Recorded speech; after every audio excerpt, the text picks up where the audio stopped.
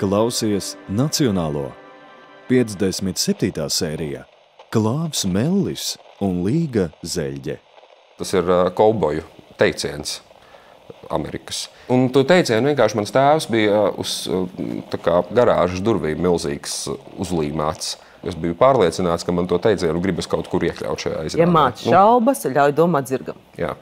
Jā. Man liekas ļoti skaisti kaut kā. Tas mīļākais mirklis ir tas, ka vispār nekas vēl nav sācies, ka ir tikai kaut kāda tāda doma, par kuru ir forši domāt.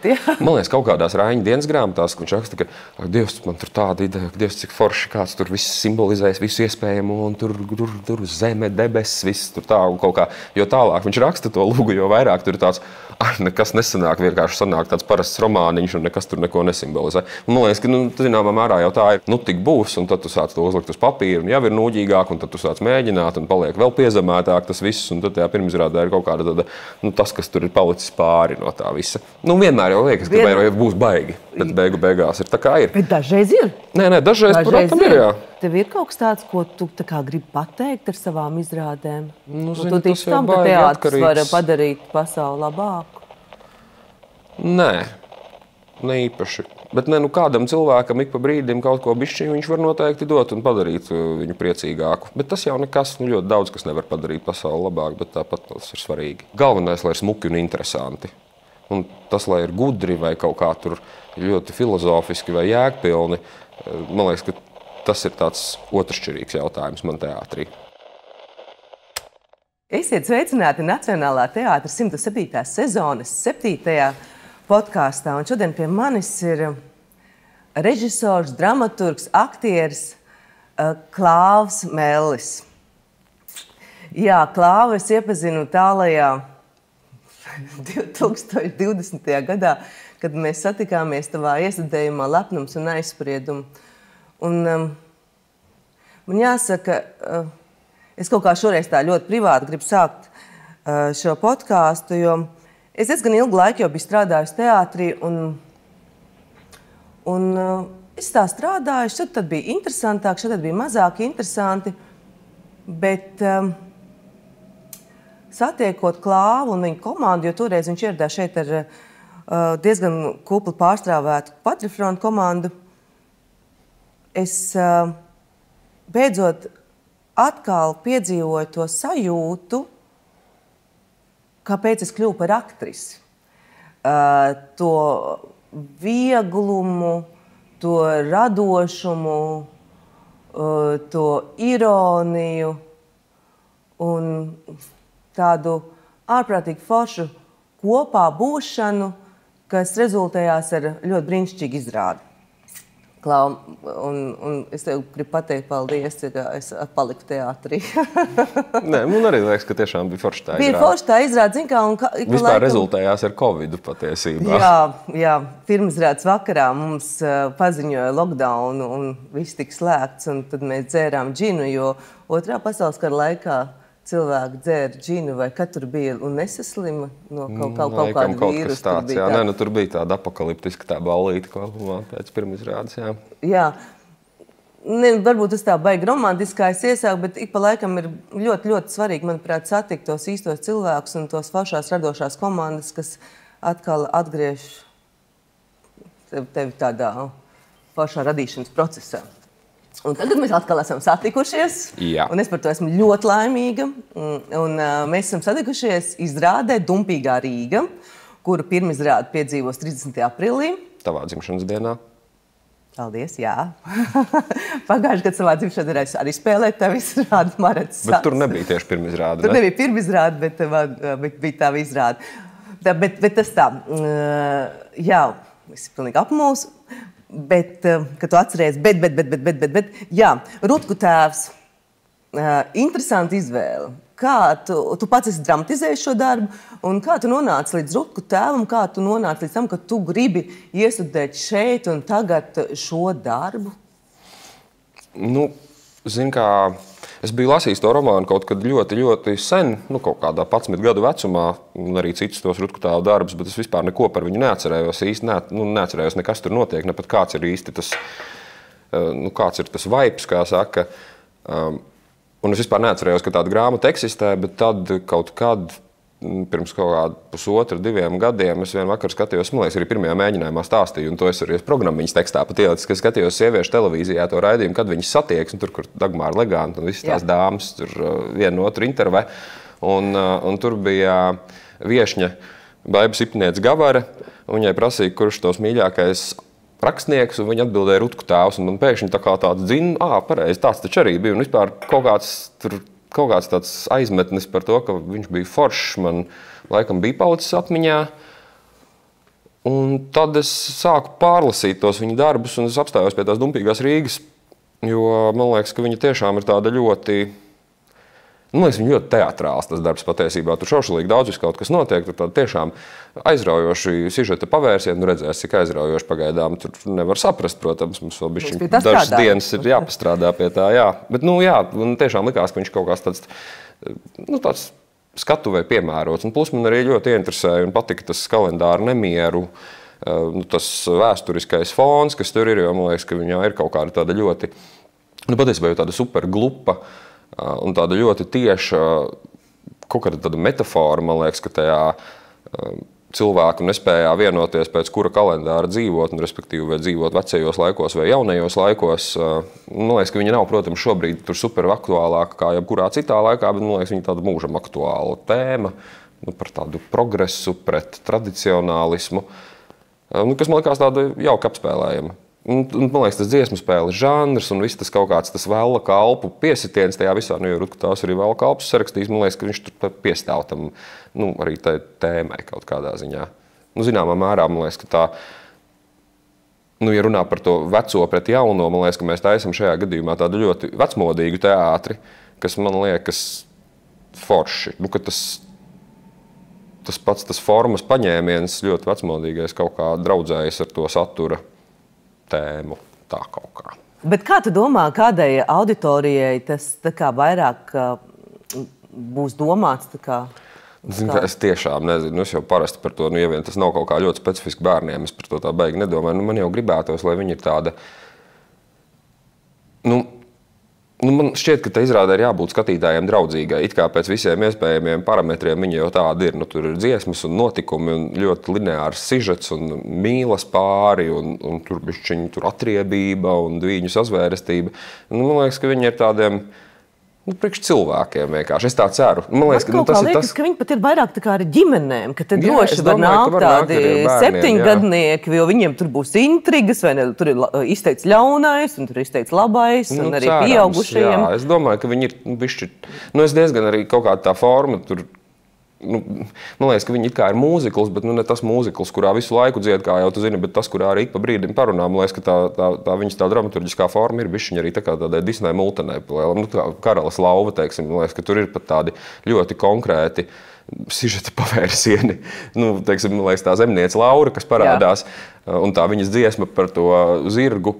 Man liekas, ka viņa ir absolūti tāds Hakuna Matata, kā, atceries, ka Simba aizmaldās tur prom kaut kur, un tad viņš satiek to Pumbu un Simonu, vai kā viņus tur sauc abas divas, un tad viņi tur uzmundrina. Man liekas, ka tur absolūti tieši viens pret viens ir tieši tā, kā tas mūsu griģis kaut kur aizmaldās. Respektīvi, es domāju, ka viņi ir bišķi tāds, kaut kādā ziņā varbūt viņi ir ģimenē, bet man pagaidām mums ir vēl palikuši tie 4 mēģinājumi knapie. Baigi grūti pateikt, kas tas tāds vispār ir. Jo skaidrs, ka tas tautas teātris tur ir baigais. Viņš ir tas mellužu estrādes, bišķi tas piesities, bet kaut kā jāmēģina. Viņš, man tādā ideālā variantā gribētos, lai tas tautas teātris tiek, ka tā ir tāda slava, tāda slavas atdošana kaut kādam šāda veida teātrim kā tādam, un ka viņu pacelt tādā bišķi jau tādā operas līmenī. Pret viņu attiekties kā pret operu.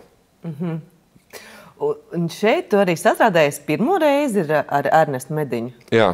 Kā ar komponistu, jauno komponistu. Kāpēc tāda izvēle? Tā tomēr tur milzīgs muzikālais materiāls. Un tad Ernests izdomāja, ka mums būs tas zēnu koris, vai tā bija tava ideja? Nāc, jo tam zēnu korim arī tāda simboliska vai liela nozīme ir tajā. Par to kori tā bija mana ideja, bet tas ir zināmā mērā baigi nāk arī no tā materiāla. Vienkārši jau pašā tajā Rutku tēva romānā, un arī tas ir vēsturisks fakts, ka kalendāra nemiera patiesībā tieši Doma skolā sāka izcelties, ka tieši studenti bija tie, kas šūmējās visvairāk, un no viņiem nāca tas impulss dumpoties. Un, attiecīgi, man likās, ka tas ir reāli pirms 500 gadiem, un ka šī skola kā institūcija joprojām pastāv.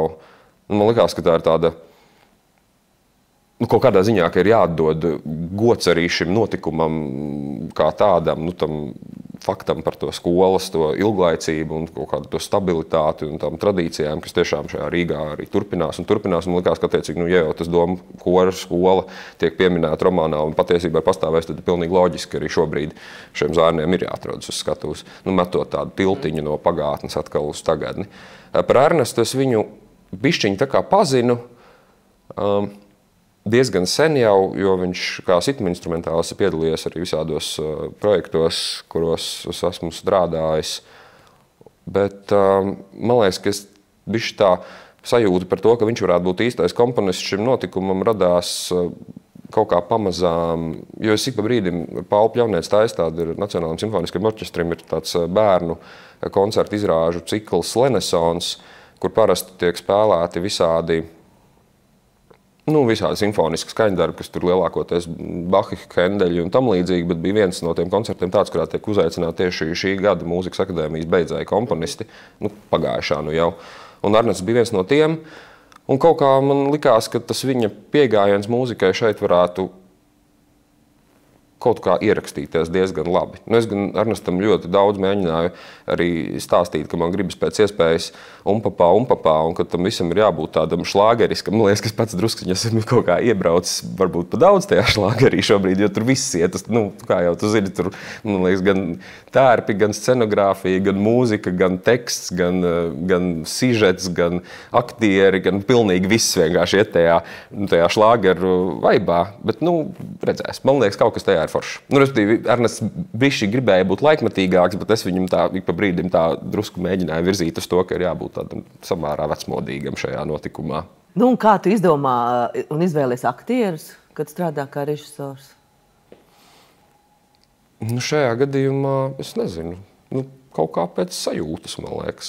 Te notika bišķi tā rotācija. Skaidrs, ka arī, kā jau zinu, lielos teātros parasti tur ir kaut kā jārēķinās ar to, kurš ir aizņemts kuru, un lai tur visiem ir apmēram vienāda noslodze.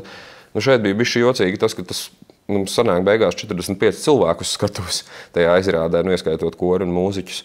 Un tas, ka no šiem 45 cilvēkiem laikam tikai 3 ir sievietes, vai 4 man šķiet sanāk. Tur sanāca...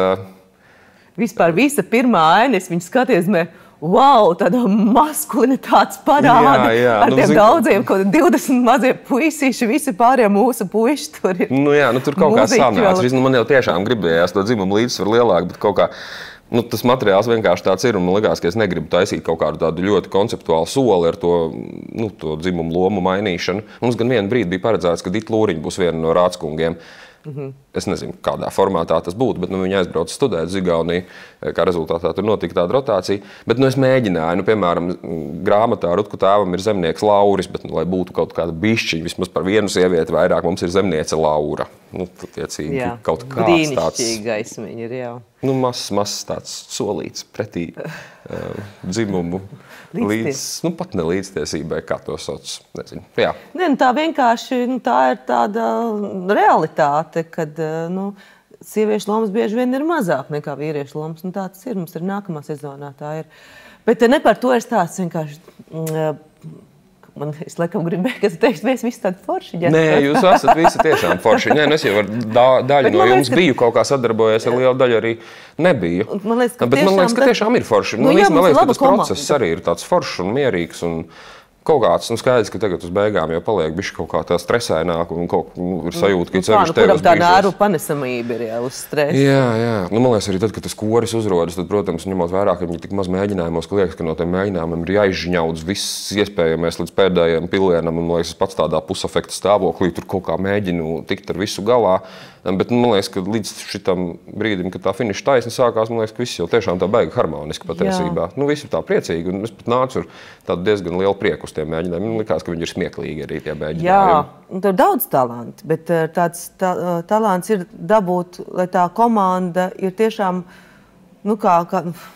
tas esmu tik triviāli šodien. Tā kā viena molekula, kad mēs esam visi uz tāda... Es tiešām arī nācu ar prieku. Man bija reize, ka man bija šausmīgs slikts garstāvoklis. Un, kad tu atnāc un visi tie kolēģi tik atraktīvi ņemās un daudzās un spēlējās, tad tas garstāvoklis uzlabojās un tā.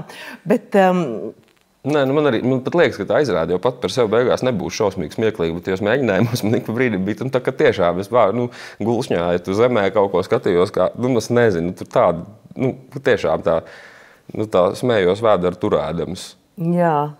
Man liekas, ka tas ir ļoti svarīgi. Tomēr izrādes radīšanas procesa laiks ir arī mūsu dzīves laiks, un viņi tā radoši un tā forši garšīgi dzīvot. Man liekas, ka tur jau... es zinu, ka man liekas, ka bišķiņi varbūt kaut kā ik brīdim es arī pārāk pielaidīgs pret visādām lietām. Protams, es to apzinos, bet reizē man liekas, ka...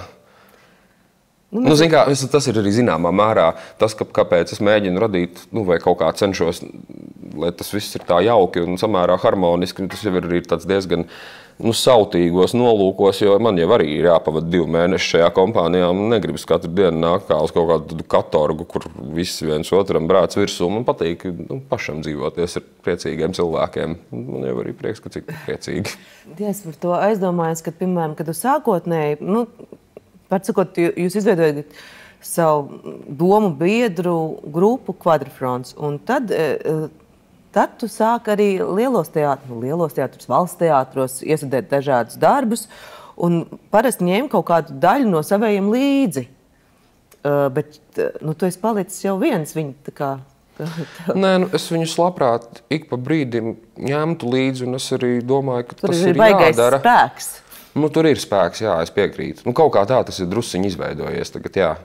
Jo, tu jau zini, kā valsts teātriem, man liekas, ka skaidrs, ka kā tāda avantūra vienu reizi uztaisīt tādu sadarbību ar daudz ārštatniekiem ir forši, bet kaut kā, arī no paša, Nacionālā teātra puses skaidrs, ka tiklīdz ir tie ārštata aktieri, tās ir attiecīgas izmaksas un kad vairāk kārt to uzņemties negribas. Diezgan šoreiz arī ir 2 ārštata aktieri, bet šeit tas ir tā diezgan specifisks tas mērķis viņiem, un no Kvadrfronta viņi nevarētu būt, jo vienkārši mums tādu nav. Bet jā, es ceru, ka mēs joprojām arī kaut kādā lielākā grupiņā sadarbosimies ar citām institūcijām. Bet tad, kad es tās pareizi sapratu, jūs vēl nebijāt beiguši akadēmiju, kad tu jau izveidoji. Jūs jau izveidojat, kā 17. un rādās, kā tas mēs bijām beiguši, mēs visi kopā bijām beiguši aktierus jau pirms pāris gadiem, un tad mēs bijām tāds, respektīvi, tajā brīdī mums bija vēl arī Evarts Melnalksnis, bet kopumā aktierus mēs bijām beiguši Sāris, Sāns, Reinis, un mēs pāris gadus jau freelancojām apkārt pa visādiem gan neatkarīgiem, gan valsts teātriem kā aktieri, bet vienkārši ļoti reti sanāca satikties vienos projektos, bet mēs bijām un joprojām esam tiešām ļoti, ļoti labi draugi. Kā rezultātā gribējās tos kopīgos projektus. Un tas pirmais kopīgais projekts, ko mēs uztaisījām, noproducējām paši saviem spēkiem, atradām režisoru, vienmēr sakot, uztaisījām bija Dvēseli Jutens, kas bija Dērtīdīla teātrī. Un principā ar to ļoti atzīts un veiksmīgs. Tas bija kaut kā tā, kaut kā baigi sanāca. Mēs sapratām, ka mēs to varam darīt, ka mēs principā varam uztaisīt paši savu izrādi un būt kopā, ja mēs to gribam. Un tad mēs arī nodibinājām to organizāciju. Bet principā režisors es vēl nebiju pabeidzis kaut kad apmēram tieši tajā brīdī. Es neatceros, kā tas bija. Respektīvi, apmēram tajā brīdī, kad es pabeidzu režisors, arī Kvadrfronts nodibinājās. Bet tagad jūs esat tajā posmā, kad no šiem 4 cilvēkiem jūs jau esat izauguši uz gandrīz 11, ne? Mēs esam šobrīd 11. Mums tas sastāvs drusciņi pa brīdim kaut kā mainās, protams, kāds nāk klāt, kāds aiziet prom, jo skaidrs, ka vienkārši visādas vēlmes un vajadzības un notikumi dzīvē. Bet jā, tas ir ieskaitot arī tehniskos darbiniekus. Nē, tas nav baigi grūti. Tas, 4 dombiedriem ir vieglāk būt nekā 11. 5 mēs sākumā bijām. Zini, kā... tas 11, tas ir, ieskaitot arī tehniskos darbiniekus, kuriem arī ir tieši tikpat lielas lemtiesības arī par radošām lietām mūsu organizācijā. Mums ir tāda iknedēļas sapulce 8:30 no rīta pirmdienā, jo tas ir tas laiks, kad vienkārši visi cilvēki tie, kas strādā teātrī, Zoomā pēdējā laikā. Tas ir labais Covid ieviesums, ka to var darīt pēkšņi izrādās attālināt. Nu jā, un tad mēs arī visi 11 visus jaunumus un problēmas un radošos lēmumus pieņemam, vairāk vai mazāk. Tas nav baigi sarežģīti. Nu, mēs jau tiešām esam tādu draugu kompāniju. Tad viņi tev nepārmet, ka tu pa laikam izskrien kādu lielāku lociņu pa valsts teātriem vai lielākiem tā īsti nepārmet. Es pats sev varbūt drusciņu pārmetu, jo man liekas, ka ir kaut kādi periodi, kad es jūtos drusku pametis novārtā to savu pamatu nodarbošanos. Es tiešām Quadrifronu uztveru kā tādu savu pamatu darba vietu, teiksim tā.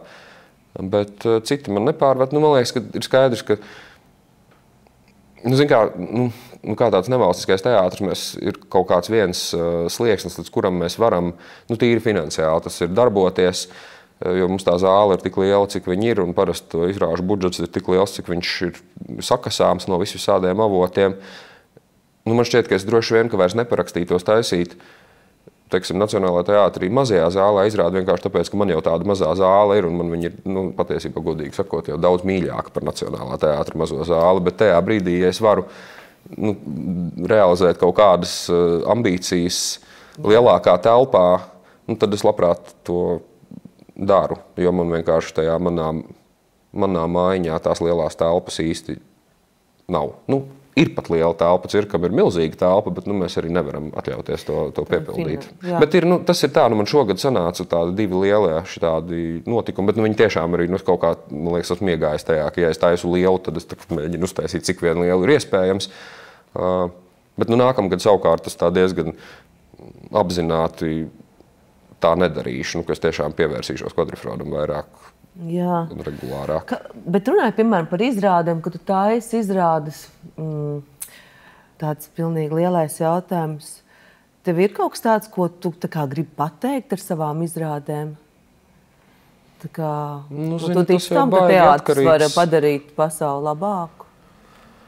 Nē, ne īpaši. Bet kādam cilvēkam ik pa brīdim kaut ko bišķiņu viņš var noteikti dot un padarīt viņu priecīgāku. Es domāju, ka pasauli gluži labāku viņš nevar padarīt. Bet tas jau nekas, ļoti daudz, kas nevar padarīt pasauli labāku, bet tāpat tas ir svarīgi. Man liekas, ka, protams, ka katrā izrādā ir kaut kas, varbūt bišķiņu, ko es gribu pateikt, un ir kaut kādas tās manas tēmas, ko es jūtu, ka viņas tā kā iet caur, kaut kāda, es nerunāju tagad par dumpīgo Rīgu, bet, man liekas, ir tādas kaut kāda tā kā samierināšanās, man liekas, ir viena tēma, par ko es diezgan bieži tās izrādes. Man liekas, ka tā morāli ļoti bieži ir kaut kāda tāda, pasaule ir tāda stulba un mulsinoša, bet mēs jau viņā varam atrast kaut kādu prieku un dzīvoties un būt kopā un draudzēties, neskatoties uz to, ka varbūt patiesībā viss ir diezgan slikti. Man liekas, tā ir tā tēma, par ko es lielākoties taisu izrādes.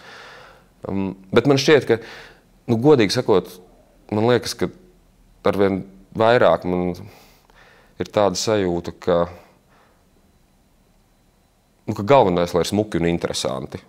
Un tas, lai ir gudri vai kaut kā tur ļoti filozofiski vai jēgpilni, man liekas, ka tas ir tāds otršķirīgs jautājums man teātrī. Arī gan skatoties, gan arī, taisot. Mazliet tā kā es aizdomājos par dumpīgo Rīgu, kā tur diezgan vienkārši daudz, kas ir. Man liekas, tur ir super vienkārši. Man liekas, mēs diezgan apzināti pieņēmām visvienkāršākos risinājumus visu laiku. Tas Lauras, tas stāsts par to iekšējo zirgu, tur jau ir ļoti liela tāda austrumfilozofijas piesitiens. Īstenībā tas par to zirgu, vienmēr sakot, tajā izrādē tiem, kas nezina, tur ir tāds tēls, respektīvi ir vesela dziesma, kur sauc, ja tev māc šaubas, ļauj domāt zirgam, ko dzied zemniece Laura. Un tas nav gluži, varbūt tas ir tāds austrumfilozofijas piesitiens, bet patiesībā tas ir kauboju teiciens. Amerikas, ko mans tēvs... Redz kā šādi. Jā. Es jau tur caur austrumu filozofiju. Nē, tur kaut kas austrumniecisks ir. Paļauties uz sevi, saslēgties, vai ne? Man tas teiciens ļoti patīk, jo viņš kaut kāds tāds, it kā ir pilnīgi skaidrs, ko tas nozīmē, bet pietiekams viņš tāds arī tāds mīklains un kaut kāds, netāds. Bet tāds arī tas teiciens ap kolbojiem? Jā. Un tu teicienu vienkārši mans tēvs bija uz tāda privātmāja teikā, un viņš ir uz garāžas durvīm milzīgs uzlīmēts, uzploterēts, respektīvi uzgleznots, nezinu, kā to nosaukt, jau kaut kādus pāris gadus, un man viņš tiešām ļoti patika, un tad es kaut kā domājot par šo izrādi, jau tā bija viena no pirmajām lietām īstenībā, par kuru es biju pārliecināts, ka man to teicienu gribas kaut kur iekļaut šajā izrādē. Ja māc šaubas, ļauj domāt zirgam. Jā. Man liekas, ļoti skaisti kaut kā. Jā.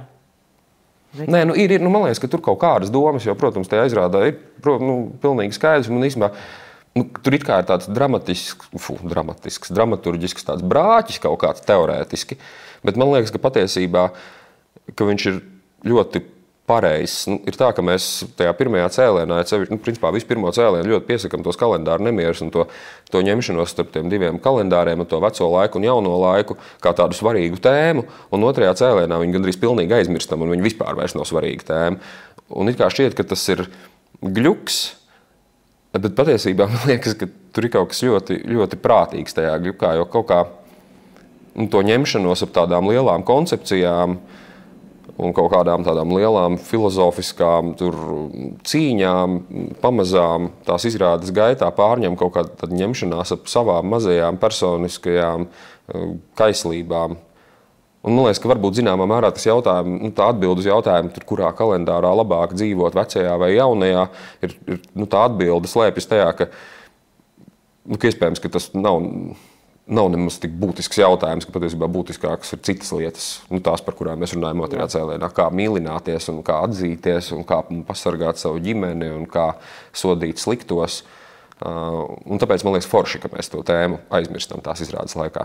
Lai arī tas it kā ir tā brāķīgi drusciņ, ka mēs to izdaram. Jā, tu ļoti bieži arī pats dramatizē materiāls vai raksti. Tad tā ir ideja, vispār tas pirmais, tad jau ir aktieri izvēle vai scenogrāfija, viss tas kopā kāds līdz. Tas process ir ļoti garš, kad tu strādā pie izrādes. Kurš ir tavs viens no mīļākajiem procesiem? Laikam tas mīļākais mirklis ir tas, ka vispār nekas vēl nav sācies, ka ir tikai kaut kāda tāda doma, par kuru ir forši domāt.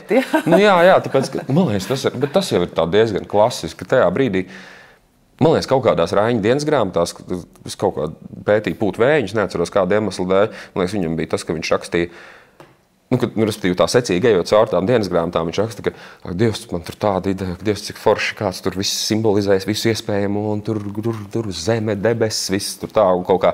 Jo tālāk viņš raksta to lūgu, jo vairāk tur ir tāds, nekas nesanāk, vienkārši sanāk tāds parasts romāniņš, un nekas tur neko nesimbolizē. Un man liekas, ka, zināmā mērā jau tā ir, ka kamēr tā doma vēl ir tāda netverama un kaut kāda tāda visaptveroša, tikmēr liekas, ka tik būs, un tad tu sāc to uzlikt uz papīra, un jau ir nūģīgāk, un tad tu sāc mēģināt, un paliek vēl piezemētāk tas viss, un tad tajā pirmizrādē ir kaut kāda tāda, tas, kas tur ir palicis pāri no tā visa.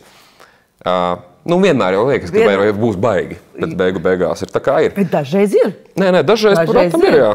Nē, bet man kopumā, es nezinu, es nevarētu. Lepnums un reizēm ļoti patika. Ļoti, kas mums ir beigās. Man arī īstenībā liekas, ka viņi bija forši. Tur arī, man liekas, bija tāda jocīga tā doma.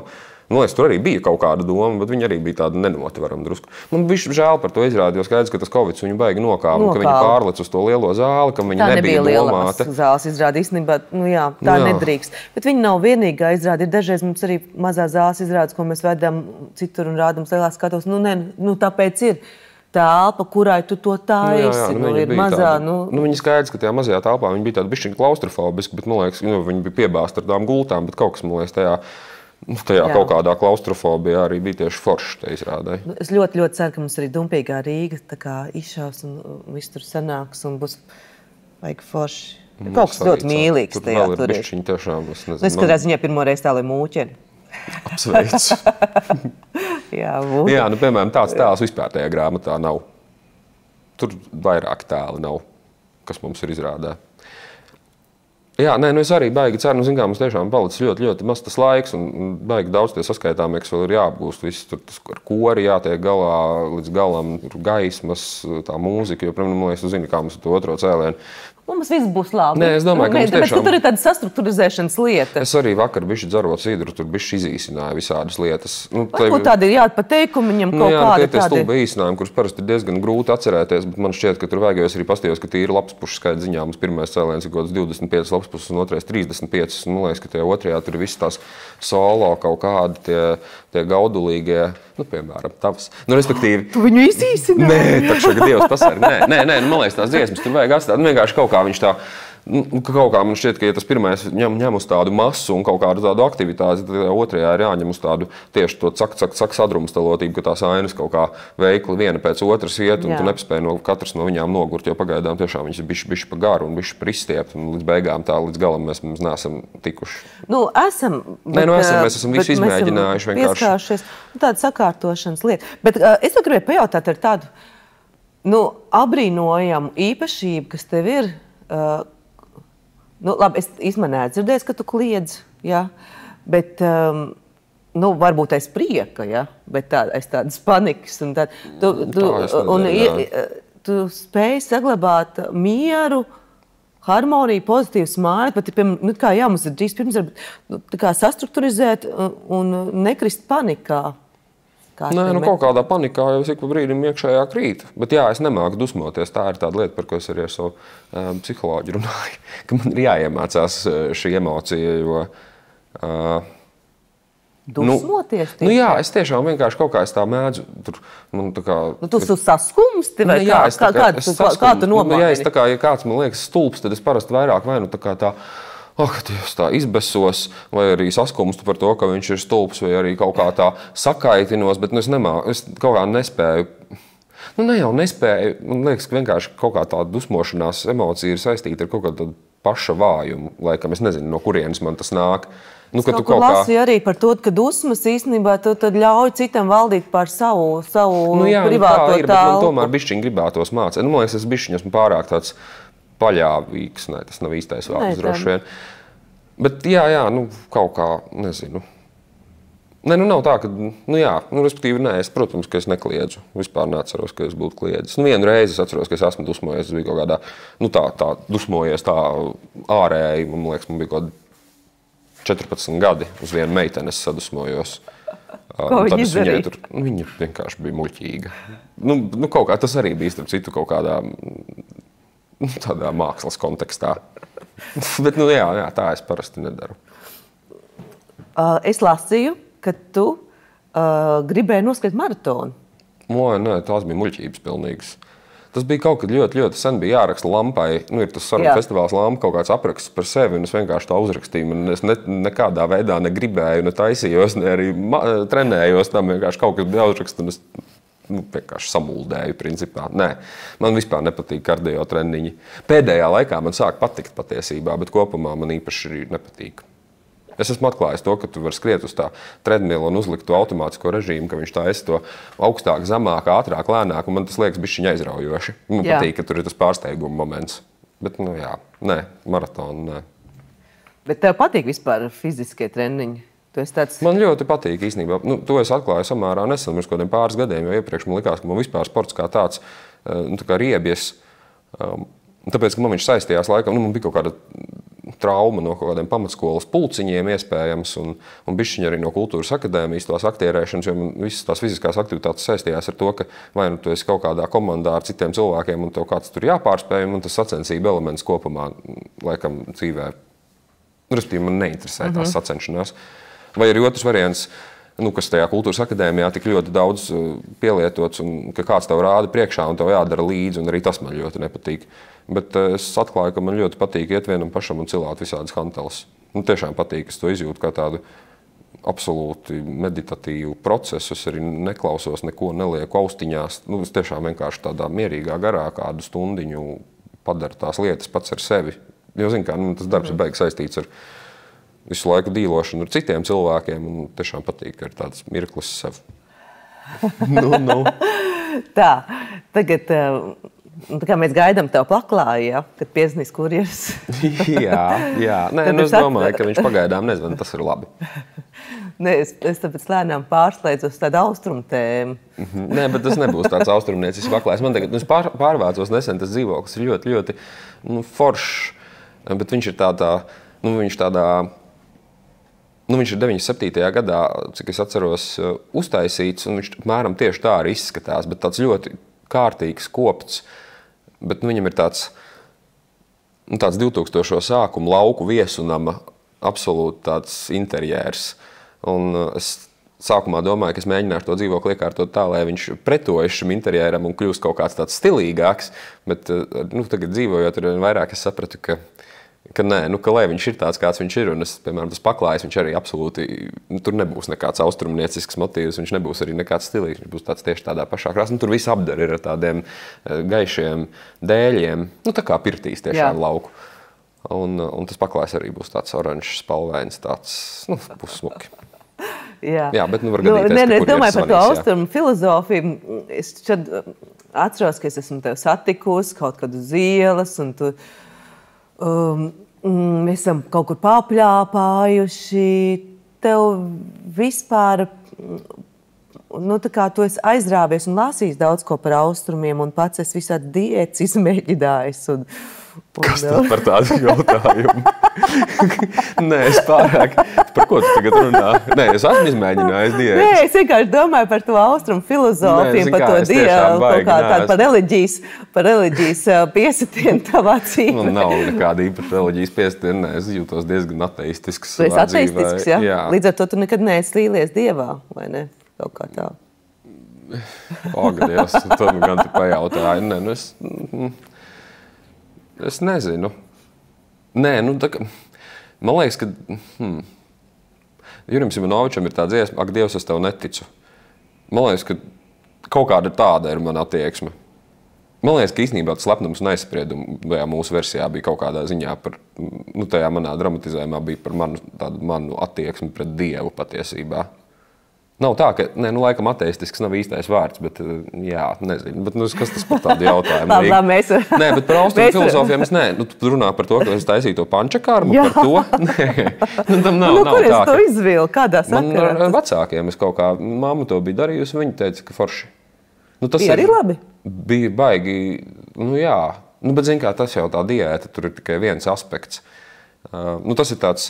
Respektīvi, kaut kāds 10 dienu garš. Nē, pirmkārt, tev katru dienu no tām 10 dienām tev ir masāža, kas ir pats par sevi forši. Patīkami. Tad tev uzreiz pēc tās masāžas iebāž tādā tā kā tvaika pirtī, kas arī ir tīri forši.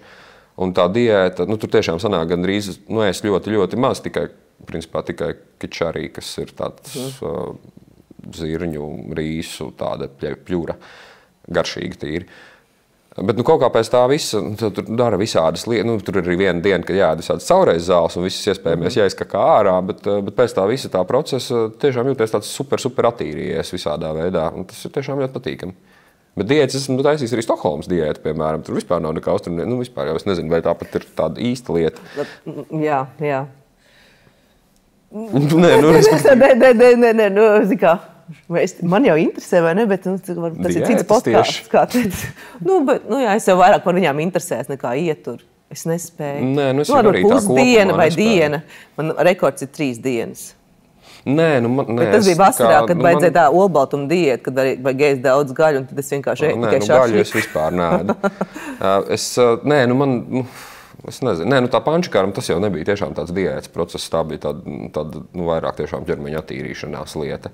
Un man liekas, ka es neesmu varbūt tiešām nekāds tur pārāk iekšā tajā ajurvēdā, bet man liekas, ka visas tās lietas, ko man tur darīja un ko es darīju, viņas jau neviena no viņām nav slikta un viņas visas kopā tiešām izdarītu attīrīšanu.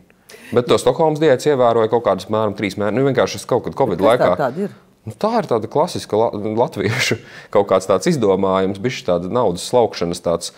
Tu vari dabūt aplikāciju un tev principā dod visas ēdienreizes. Paziņo, kas tev jāēd, kurā ēdienreizē. Es vienkārši kaut kad Covid vidū sapratu, ka es svaru gandrīz 100 kilogramus, un tad es 3 mēnešu laikā svēru 70 kilogramus. Es tiešām vienkārši tādu ļoti brutālu, droši vien ne īpaši veselīgu diētu nometu kaut kādus 25 kilogramus tajos 3 mēnešos.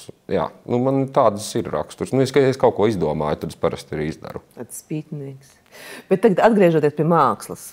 Labi. Pēc tam atceries to jautājumu. Var sakot, tad sākumā tu kā puika gleznoji, zīmē, vai ne? Tu mākslas skolā mācījies Rozentāļos, tad tu iestājies dzīves laikā aktieros, tad tu izdomāji, ka tev vairāk interesē režija, un tad tu pievērsies dramaturģijai. Tas rakstīšanas impulss, kur tev radās tā kā? Tas rakstīšanas impulss kaut kā, man liekas, ka Man liekas, ka tam ir saistība patiesībā ar to režiju sākumā. Tāpēc, ka es pabeidzu tos režisors, tur bija jāuztaisa tas diploma darbs, un es vienkārši sapratu, ka es nevaru. Tā pilnīgi atklāti sakot, īstenībā vispār nelasu lugas. Un tik, cik es viņus esmu lasījis, man ir ļoti grūti, es kaut kā nespēju norientēties. Man ir grūti ar lugām un ar krievu grāmatām, tāpēc, ka es nesaprotu vienkārši. Es nesaprotu, kurš ko runā. Tajās krievu grāmatās man jūk visi tie vārdi un tie tēva vārdi, un es vienkārši nesaprotu beigās, par ko es tur lasu. Un savukārt lugās es kaut kā nespēju, ja ir vairāk par 2 personāžiem, es vienkārši nespēju saprast, kas tur vispār notiek. Un tik, cik es esmu lasījis, man viņas vienkārši nepatīk, sevišķi tādas ar maz cilvēkiem, tādas kameru lugas. Un tad es sapratu, ka jāraksta pašam. Tieši tik vienkārši un triviāls apsvērums. Man liekas, ka es tā kā sāku to darīt, un kaut kā, man liekas, ka man arvien labāk arī sanāk. Man īstenībā liekas, ka man tiešām diezgan labi sanāk. Tu bieži tev patīk citēt. Arī mums Upīgajā Rīgā mums ir mazi tādi citātiņi, mazi tādas atsaucītes un arī citos darbos. Es domāju, kā tu vari atcerēties tos citātus? Tev tādu citātu grāmatiņu? Takš, nē, Dievs pasaka. Nē, es iedodu. Nē, bet es īstenībā nedaru tā visu laiku, un šoreiz es tā daru. Bet man laikam vienkārši patīk kaut kā izdomāt kaut kādu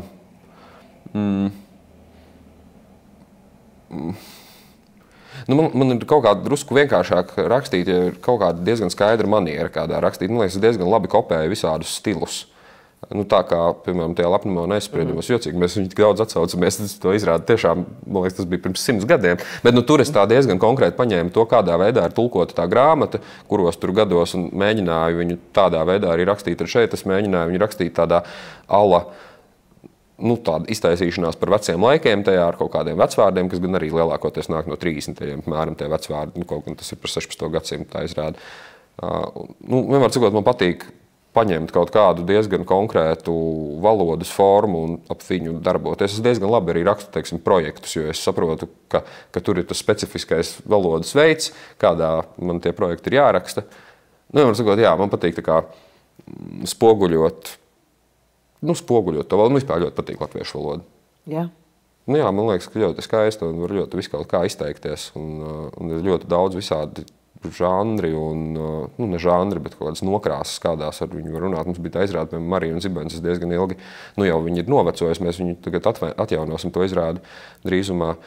Bet tad, kad mēs viņu taisījām, kas bija pirms kaut kādiem 5 gadiem, es ļoti daudz laika pavadīju TikTokā un visu kaut kā mēģinot saprast, kā runā tā brīža pusauģi, jo tur jau ir ļoti tā leksika, ļoti specifiska. Un es mēģināju to izrādi uzrakstīt tā kā precīzā tā brīža pusauģu valodā, kas varbūt bišķi jau krinž kaut kādā ziņā. Krinž vispār ir krinž vārds, arī tā vairs nesaka. Vienmēr sakot, man patīk kopēt tos valodas stils. Mēs tagad atjaunosim to izrādi, kā rezultātā man šķiet, ka ir jāpāraksta viņu bišķiņ samērā pamatīgi, jo jau pusauģi runā absolūti citiem vārdiem, lieto citu žargonu.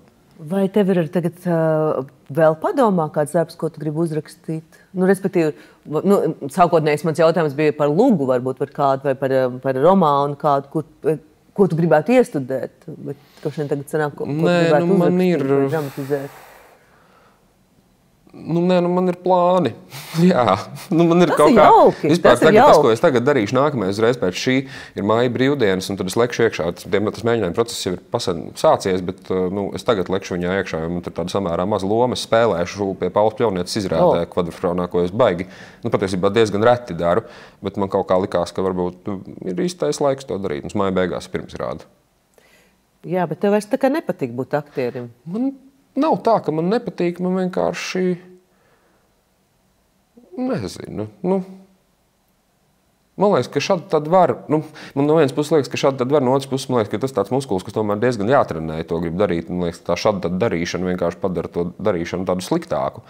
Bet man laikam, man godīgi sakot, vienkārši patīk tas, ka aktierim bišķi tāda, valsts teātrī jau pavisam noteikti, bet arī neatkarīgi tomēr tāda bišķi savažota tā dzīve, ka tev ir jārēķinās ar tiem vakariem un ar tiem laikiem un tam līdzīgi. Režijā tas tā ir, bet tur tos 2 mēnešus nostrādā un pēc tam var darīt, ko grib un rakstīt vispār un patīk aizbraukt. Droši vien es tagad kādu brīdi tā nedarīšu, bet es nezinu, iepriekšējos dažus gadus tiešām, kad janvāru, februāru pavadīju.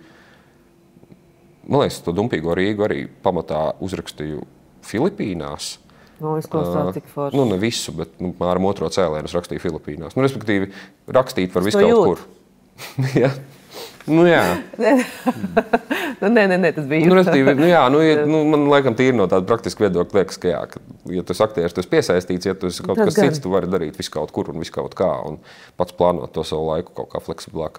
Filipīnas. Tu esi tāds ceļotājs, ja? Tev patīk ceļot? Man patīk, jā. Bet tu tā kā uz ilgu laiku aizbrauc? Vai tāds īsais kuru reizi? Nē, arī šādi tad izskrienu. Man likās, ka varbūt pēc pirmizrādes un tajās māja brīvdienās kaut kur jāizlido uz dažām dienām. Tiešām uz māja brīvdienām, bet laikam jau es tā nedarīšu. Es mēdzu gan izskriet, gan arī, es pēdējos dažus gadus braucu uz kaut kādu mēnesi, 2 ziemā prom.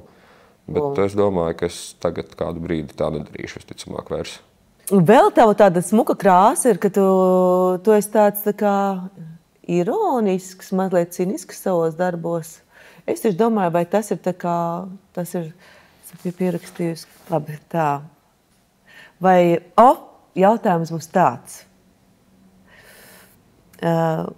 Tavos darbos bieži ieskanās ironiskā nots, jo citādi nevarot dzīvot, tu esi tā teicis. Vai ironisks cilvēks ir vīlies romantiķis? Pasties, kādi jautājums tev sagatavojas? Bet tas ir viens no pēdējiem. Jā, ir vīlies romantiķis. Es nezinu, man liekas, tā ironiskā nots jau... man kaut kā drusku liekas, ka man vispār pēdējā laikā ļoti daudz, kas nepatīk teātrī. Tā, ka es tiešām eju uz izrādēm, 80% gadiem viņas tiešām nepatīk. Dažkārt man nepatīk tik ļoti, ka man jau patīk. Tā, ka es tā sacepos, un man liekas, ka Dievs, cik stulbi. Tā, ka man patīk par to domāt un kaut kā analizēt iekšā, bet ļoti bieži arī tā, ka man vienkārši nepatīk. Un es kaut kā arvien vairāk saprotu, ka man... Tev nepatīk tēma, vizuāli vai izpildīt? Gan, man vienkārši liekas, ka... man kaut kā liekas, ka tas teātris tomēr... Un pašos pamatos jau tas ir kaut kāds tāds... ka pret viņu nevar tā 100% nopietni attiekties. Man kaut kā, tad, kad es redzu, ka kāds pret viņu ļoti, ļoti nopietni attiecas, man uzreiz ir tāda bišķi alerģiska reakcija pret to. Man liekas, ka tur tā ironija, vismaz mazai kripatai pašironijas ir jābūt jebkurā gadījumā, jo mēs taču nodarbojamies ar kaut ko tādu. Man liekas, tas mēdījis pats par sevi, kaut kā, kad viena cilvēka sēž tumšā telpā un skatās citiem cilvēkiem, kas izliekas par vēl citiem cilvēkiem, tas jau pats par sevi ir tāds, tas jau nav nopietni. Tas tiešām nav. Un man šķiet, ka kaut kāda ar tādu ārprātīgu, šarminošu nopietnību pret to izturēties, kā bieži vien cilvēki dara, man tas liekas jocīgi. Jā. Jā, bet es vispār tajā savā gaumē pēdējā laikā nesaprotu, kāda man viņa ir, tāpēc, ka man liekas, ka man tiešām tik ļoti daudz, kas liekas tik drausmīgi tizls, ko es savukārt redzu, ka, piemēram, visādi kritiķi raksta, ak, Dievs, cik šausmīgi, kur gudra un skaista un baigi tur tāda dziļa izrāda, un man liekas, Dievs, absolūts sveškauns un kriņš par to izrādu, arī šajā teātrī. Man arī tā ir bijis, un ceļš, kas ienāca teātrī, tas bija kāds laiks atpakaļ. Bet es atceros tiešām to sajūtu, ka tas galīgi nav mans. Un man saka, ka tas ir labi. Man ir tāda ļoti bieži tāda, bet savukārt ir kaut kādas lietas, kas man ļoti, kas man patīk arī par atam, un tās savukārt kā skaitās tādas sliktas. Attiecīgi, man kaut kā ir arvien mazāk uzticība šiem visādiem viedokļiem, teiksim tā. Bet tu esi tomēr kritiķu mīlēts? Jā, tas labi. Pagaidām, višķiņ, cerams. Jā. Ne jau baismīgi mīlēts, bet neviens tur tā šausmīgi virsū redzēs, kā tagad būs. Būs labi, būs labi. Ko man jāsaka, milzīgs paldies par sarunu. Un, mīļie skatītāji, mēs jūs ļoti, ļoti gaidām, sākot no 30. aprīļa, kas ir mans dzimšanas diena, uz izrādi Dumpīgā Rīga. Tā būs jauka, sirsnīga izrāde, ko man pašai ir ļoti liels prieks spēlēt. Tā kā uz tikšanos teātrī. Klausies Nacionālo!